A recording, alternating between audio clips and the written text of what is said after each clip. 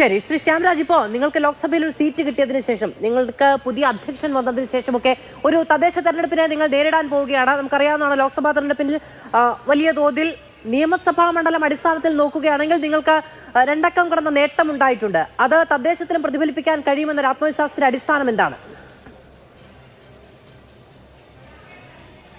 മാധു, അത് ജനങ്ങൾ തന്നെയാണ്. ഇപ്പോൾ ഞങ്ങൾക്ക് അഡ്മിഷൻ കിട്ടുകയാണ്, ഞങ്ങളിലേക്ക് അഡ്മിഷൻ എടുക്കുകയാണ് ചെയ്തത്. നിങ്ങൾ നോക്ക്, ഇന്ന് കേരളത്തിൽ ഏറ്റവും കൂടുതൽ ആളുകൾ ജോയിൻ ചെയ്യുന്ന പാർട്ടി ഏതാണ്? ഓരോ ദിവസവും എന്ന് പറഞ്ഞത് ഇപ്പോൾ ഏറ്റവും കൂടുതൽ ജോയിൻ ചെയ്യുന്ന പാർട്ടി എന്ന് പറയുന്നത് BJP ആണ്. ഇന്ന് കേരളത്തിൽ ഏറ്റവും കൂടുതൽ സ്ഥാനാർത്ഥികൾ സ്വന്തം ചിഹ്നത്തിൽ നിർത്തുന്ന BJPയുടെ ആണ്. കോൺഗ്രസിന്റെയോ അല്ലെങ്കിൽ കമ്മ്യൂണിസ്റ്റ് പാർട്ടിയുടെ ഒന്നും അല്ല. ഏറ്റവും കൂടുതൽ സ്ഥാനാർത്ഥികൾ 20,000-ഓളം അടുത്ത് 19,871 സ്ഥാനാർത്ഥികൾ BJPയുടെ ആണ് ഇത്തവണ ഈ തെരഞ്ഞെടുപ്പിൽ കേരളത്തിൽ നിൽക്കുന്നത്. അങ്ങനെ കേരളത്തിൽ മുഴുവൻ നിങ്ങൾ മാധ്യമങ്ങൾ ഏറ്റവും കൂടുതൽ ചർച്ച ചെയ്യുന്നത് എവിടെയാണ്? കഴിഞ്ഞ 2020 അല്ല അതിനു മുമ്പോ ഒക്കെ ഉള്ള ചർച്ചകൾ വെച്ച് നോക്കുമ്പോൾ ഏറ്റവും കൂടുതൽ ചർച്ചകൾ വരെ, അതായത് മാധ്യമങ്ങൾ വരുന്ന വലിയൊരു സ്പേസ് കിട്ടുന്നു. ജനങ്ങൾ ഞങ്ങളിലേക്ക് വരുവാൻ വേണ്ടിയിട്ട് ആഗ്രഹിക്കുന്നു. അത് വിസിബിൾ ആണ്. അതായത് ജനങ്ങൾ BJP, എനിക്ക് എക്കോ കേൾക്കുന്നുണ്ട്. അത് പരിഹരിക്കാം ശ്യാംരാജ്. ഏറ്റവും കൂടുതൽ സ്ഥാനാർത്ഥികളെ നിർത്തുന്നത് മറ്റു മുന്നണികൾ കുറച്ചുകൂടി വിപുലമായതുകൊണ്ടാണ് കേട്ടോ. അല്ല, ആയിക്കോട്ടെ, അതായിക്കോട്ടെ. ഞങ്ങൾക്ക് സ്ഥാനാർത്ഥികൾ എന്താണ്? ഞങ്ങൾ 21,000 വരെ സ്ഥാനാർത്ഥികളെ നിർത്തുന്നുണ്ട്. ഞാൻ പറഞ്ഞു, ഞങ്ങളുടെ ഒരു കുതിച്ചാട്ടമാണ്. കഴിഞ്ഞ തവണ 17,000-ഓളം വരുന്ന സ്ഥാനാർത്ഥികളെ NDA നിർത്തിയിട്ടുള്ള ഇത്തവണ 21,500 ആയിട്ടുണ്ട്. ഒരു പ്രസ്ഥാനത്തിന്റെ വളർച്ച, ഒരു പ്രസ്ഥാനത്തിന്റെ സാധ്യത, പ്രതീക്ഷ എന്നൊക്കെ പറഞ്ഞ വളർച്ചയാണല്ലോ. അത് വിസിബിൾ ആണ് എന്നാണ് ഞാൻ പറഞ്ഞത്. ഇന്ന് ഏറ്റവും കൂടുതൽ സ്ഥാനാർത്ഥികളെ ഞങ്ങൾ നിർത്തുന്നു. അത് വിസിബിൾ ആണത്. അത് അവരുടെ മുന്നണി ഉണ്ടോ ഇല്ലയോ എന്നൊക്കെ രണ്ടാമത്തെ കാര്യം. ഞങ്ങളുടെ വളർച്ച മുൻകാലത്തിൽ നിന്ന് ഇപ്പോൾ ഇങ്ങോട്ട് മാറിയിട്ടുണ്ടോ എന്നുള്ളതാണ് ചോദ്യം. അത് വിസിബിൾ ആണ് എന്നുള്ളതാണ് എൻ്റെ ഉത്തരം. രണ്ടാമതായിട്ട്, കേന്ദ്ര സർക്കാരിന്റെ നേതൃത്വത്തിൽ നമ്മുടെ രാജ്യത്തുണ്ടായിട്ടുള്ള വലിയൊരു മാറ്റം ഉണ്ടായിട്ടുണ്ട്. കഴിഞ്ഞ ഒരു 10-15 വർഷത്തിനകത്ത് രാജ്യത്തിനകത്ത് വലിയ മാറ്റം ഉണ്ടായിട്ടുണ്ട്.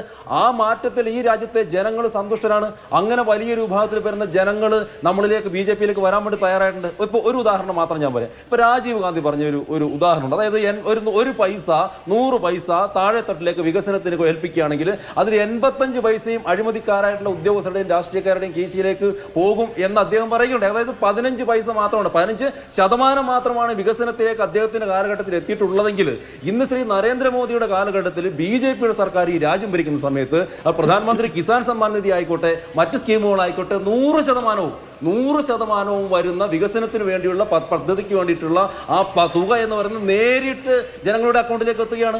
ഇത് ജനങ്ങൾ അംഗീകരിക്കുന്നുണ്ട്. നമ്മുടെ നാട്ടിലുണ്ടായിട്ടുള്ള ഇത്തരം മാറ്റങ്ങൾ, ദേശീയപാത അടക്കമുള്ള മാറ്റങ്ങൾ ജനങ്ങൾ അംഗീകരിക്കുന്നുണ്ട്, കാണുന്നുണ്ട്. അതുകൊണ്ട് തന്നെയാണ് മുമ്പെങ്ങുമില്ലാത്ത രീതിയിൽ BJPയിലേക്ക് ആളുകൾ വന്ന് കയറിക്കൊണ്ടേയിരിക്കുന്നത്. പിന്നെ സംഘടനാപരമായിട്ട് ഞങ്ങൾ ഈ തെരഞ്ഞെടുപ്പിനെ എല്ലാ തവണയും ഞങ്ങളുടെ ഒരു വളർച്ച കൂടി അതിനൊരു കാരണമാണ്. കേരളത്തിലെ ഞങ്ങളുടെ വളർച്ച എന്ന് പറയുന്നതും വിസിബിൾ ആണ്. അപ്പോൾ ഞങ്ങളിവിടെ BJPയുടെ കാലഘട്ടത്തിൽ, അതായത് 80കളിൽ 2-3% മാത്രം ഉണ്ടായിരുന്നു. ഞങ്ങൾ 20% മേലെ വന്ന് നിൽക്കുകയാണ്. അപ്പൊ ഘട്ടം ഘട്ടമായിട്ട് അടിക്കടിയായിട്ടുള്ള ഞങ്ങളുടെ വളർച്ചയും ഉണ്ടായിട്ടുണ്ട്. അതിനനുസരിച്ച് ഞങ്ങളുടെ പ്രവർത്തനം വിപുലപ്പെടുത്തിയിട്ടുണ്ട്. മുൻകാലഘട്ടങ്ങളെ അപേക്ഷിച്ച് ഇത്തവണ ഞങ്ങൾ നേരത്തെ ഞങ്ങൾ പ്രവർത്തനം തുടങ്ങിയിട്ടുണ്ട്. അപ്പൊ അതൊക്കെ കൊണ്ടിട്ടാണ് ജനങ്ങൾ ഞങ്ങളെ പ്രതീക്ഷിക്കുന്നുള്ളൂ. ഒരു ഒറ്റയ്ക്ക് മിനിറ്റ് തരണം. ഇവിടെ ശ്രീ അനിൽകുമാർ പറഞ്ഞൊരു ഉത്തരം പറയാതെ പോകാൻ വേണ്ടി പാടില്ല. ഉയർന്ന കൂലി ലഭിക്കുന്ന ഇവിടുത്തെ ഇടതുപക്ഷം കൊണ്ടാവട്ടെ, ഉയർന്ന കൂലി ലഭിക്കുന്നതോടൊപ്പം തന്നെ ഉയർന്ന പണം ഇവിടുത്തെ അവശ്യ വസ്തുക്കൾക്കും കൊടുക്കേണ്ടതും കേരളത്തിൽ തന്നെയാണെന്നേ. ഇപ്പൊ ഓണക്കാലത്ത് 500 രൂപയിലായിരുന്നു 1 കിലോ വെളിച്ചെണ്ണയ്ക്ക് വില. അപ്പോൾ കേരളത്തിലെ ഏറ്റവും കൂടുതൽ ഇന്ത്യയിലെ ഏറ്റവും കൂടുതൽ കോസ്റ്റ് ഓഫ് ലിവിംഗ് കൂടുതലുള്ള സംസ്ഥാനമായിട്ട് കേരളത്തിൽ ഇവർ മാറ്റിയിട്ടുണ്ട്. എല്ലാവർക്കും വിദ്യാഭ്യാസം, എല്ലാവർക്കും വീട്. ഞാനിപ്പോൾ ഇരിക്കുന്ന ഇടുക്കിയിൽ, എൻ്റെ നാട്ടിലിരിക്കുന്നു. ഞാൻ കാണിച്ചു തരാം. ശ്രീ അനിൽകുമാറിനെ ഞാൻ വെല്ലുവിളിക്കുന്നു. ലൈഫ് പദ്ധതിയിൽ പൂർത്തിയാക്കാത്ത വീടുകളുടെ ഞാൻ കാണിച്ചു തരാം. നിങ്ങൾ എൻ്റെ കൂടെ വാ. അപ്പോൾ വെറുതെ ഇരുന്നിട്ട് വീടുകൾ പൂർത്തീകരിച്ചു, വെറുതെ ഇരുന്നിട്ട് ആശുപത്രികളിൽ വലിയ മാറ്റം ഉണ്ടായെന്ന് പറയാൻ വേണ്ടി പാടില്ല. ഈ പറയുന്ന അനിൽകുമാർ പറഞ്ഞിട്ടുള്ള കേരള സർക്കാരിന്റെ നേതൃത്വത്തിലുള്ള കേരളത്തിലെ ആശുപത്രിയിൽ ഒരമ്മ ആശുപത്രിയുടെ ഭിത്തി ഇടിഞ്ഞു വീണ് മരിച്ചത്. ഇതേ കേരളത്തിലെ കോഴിക്കോട് മെഡിക്കൽ കോളേജിലല്ലേ ഒരു സ്ത്രീയുടെ വയറ്റിൽ സർജറിക്ക് ശേഷം കത്രിക അടക്കമുള്ള സർജറി ചെയ്യുന്ന വസ്തുക്കൾ വെച്ചിട്ട് തുന്നിക്കെട്ടി വെച്ച് പറഞ്ഞു പോയത്.